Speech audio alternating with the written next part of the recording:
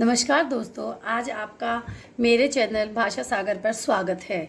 आज हम कक्षा 8 का बसंत भाग 3 के पाठ 4 भगवान के डाकिए का हिंदी अनुवाद समझेंगे। आसानी से समझाने की कोशिश करूंगी, पर फिर भी अगर कोई दिक्कत हो तो कमेंट बॉक्स में ज़रूर लिखिएगा और मेरे चैनल को लाइक और सब्सक्राइब कीजिएगा और अपने दोस्तों के साथ इसको शेयर भी कीजिएगा। हाँ, देखिए, भगवान के डाकिए, ये कविता रामधारी सिंह दिनकर के द्वारा रचित एक सुंदर और सरल कविता है। पक्षी और बादल भगवान के डाकिए हैं जो एक महादेश से दूसरे महादेश को जाते हैं। हम तो समझ नहीं पाते हैं, मगर उनकी लाई चिट्ठियाँ पेड़ पौधे पानी और पहाड़ बाँचते हैं। इसमें भगवान के डाकिए किसको बताया गया है? पक्षी और बादल को। ये क्वेश्चन भी आ जाता है कई बार परीक्षा में कि भगवान के डाकिए कौन है? पक्षी और बादल। हाँ, तो भगवान की जो डाकिए हैं पक्षी और बादल, वो किसी भी देश की सीमा को नहीं मानते हैं। वह एक देश से दूसरे देश में आसानी से बिना किसी बंधन के रोक टोक के चले जाते हैं। तो वह एक देश से दूसरे देश में चले जाते हैं, पर हम लोगों के लिए एक देश में दूसरे देश से जाने के लिए बंधन होते हैं, बहुत सारी सीमाएं होती है जिन्हें हमें लांघना पड़ता है या उनकी पालना करना पड़ता है। तो ये जो पक्षी हैं वो भगवान के डाकिए हैं और वो एक महादेश से दूसरे महादेश में जाते हैं और हम तो समझ नहीं पाते। उनके जो द्वारा संदेश लाए जाते हैं उनको हम मानव समाज या मानव मात्र नहीं समझ पाते हैं, मगर उनकी द्वारा जो लाई चिट्ठियां हैं उनको पेड़ पौधे पानी पहाड़ बाँचते हैं। पेड़ पौधे और जो प्रकृति है, पहाड़ है, पानी है, ये सब प्रकृति जो है वो इनकी चिट्ठियों को आसानी से समझ जाती है और उनको पढ़ लेती है। हम तो केवल यह आंकते हैं कि एक देश की धरती दूसरे देश को सुगंध भेजती है और हम शोरब हवा में तैरते हुए पक्षियों की पांखों पर तिरता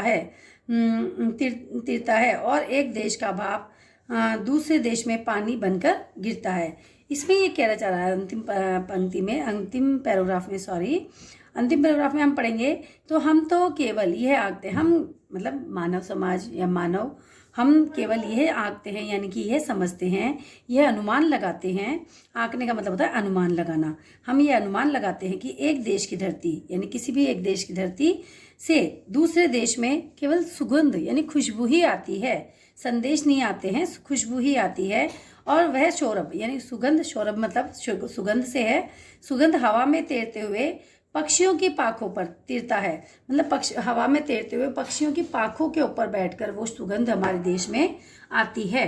और एक देश का भाप, हमारा मानना है कि एक देश की भाप दूसरे देश में पानी बनकर उड़ जाती है, यानी हमारे यहाँ के समुद्र नदी नालाबों से जो पानी वाष्पीकरण होकर उड़ रहा है वो हमारे देश में थोड़ी बरसेगा, वो किसी भी देश में बरस जाता जाके बादल के रूप में। बादल वो संदेश किसी दूसरे देश में ले जाके छोड़ देते हैं, यानी कि बारिश कर देते हैं। और किसी दूसरे देश की भाप जो पानी बादलों में समा गई है, पानी की बूंदें बनकर, वो एक संदेश के रूप में हमारे देश में बरस जाती है। और उन संदेशों को हम नहीं समझ पाते हैं। उनको कौन समझता है? प्रकृति यानी पेड़ पौधे पानी पहाड़, ये सब उनको समझ जाते हैं।